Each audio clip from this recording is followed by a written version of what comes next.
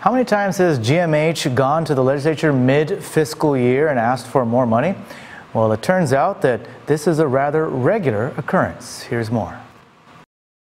The Guam Memorial Hospital is asking the legislature to pass a measure to give them more money mid-fiscal year. However, this is not the first time they've asked for additional funding. In fact, they've asked this several times in the recent past. In 2013, the governor and GMH officials pushed for a bill to legalize gambling devices like Liberty machines to provide a funding source for the hospital. Senator Dennis Rodriguez Jr. said it would generate at least $2.2 million annually. The measure was passed, but the revenues were never realized. So in the following year, or July of 2014, then hospital administrator Joe Verga was again saying the hospital was broke. This time he was blaming it on the administration not giving the money the legislature appropriated. With 2 months left of this fiscal year, we're still entitled to $14 million more in 2 more months that we haven't received. We're really hurting for cash and we really need it. So we have not received the funds even out you folks have allocated from those other sources, and we desperately need it. When is somebody going to hold the governor accountable for getting the money to GMH? When?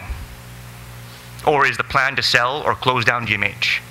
And I'd like to know that plan so that we don't go through this whole rigmarole of, budgeting and putting people through all this kind of emotional upheaval of whether or not there's going to be enough money. Because if that's the plan, then let's just be upfront with what the plan is. But you can't appropriate $20 million, only give them $6 million, and then expect the hospital to kind of figure out how they're going to survive. In October of 2014, the governor sent his fiscal team to GMH to fix its financial problems. The team included DOA's director at the time, Benita Manglotnya. Manglotnya is now the GMH CFO. In January of 2016, GMH was facing another fiscal crisis. This time it was for utilities. At the time, Vice Speaker B.J. Cruz introduced a bill to avert utility disconnections, and the legislature passed it during an emergency session on the same day the bill was introduced, giving GMH $1.1 million so it could keep its utilities on. Then later that same year, in July of 2016, GMH went back to the legislature to ask GovGuam to borrow $45 million on the bond market to fund GMH operations. They said it would pay off $30 million in vendors' payables and help fund other operations. During our public hearing, I went on record as saying $30 million plus an additional $15 million as a cushion for the hospital moving forward. And the $30 million was to pay off our vendors. However, Manglotnya admitted their vendor payables were only around $20 million.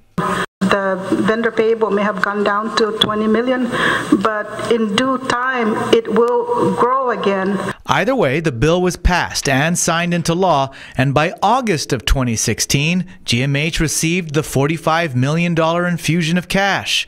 But the governor and GMH officials said they would need more, as the total amount they were originally seeking to borrow for GMH was $170 million. Just last year, Governor Calvo introduced Bill 141 to borrow $125 million on the bond market for GMH, and Bill 142 to raise the gross receipts or business privilege taxes by 0.75% in order to pay the debt service on the bond borrowing. The legislature refused to hear both bills, so the governor introduced Bill 230 to lift tax exemptions given to the wholesale, insurance, and banking industries in order to fund the hospital.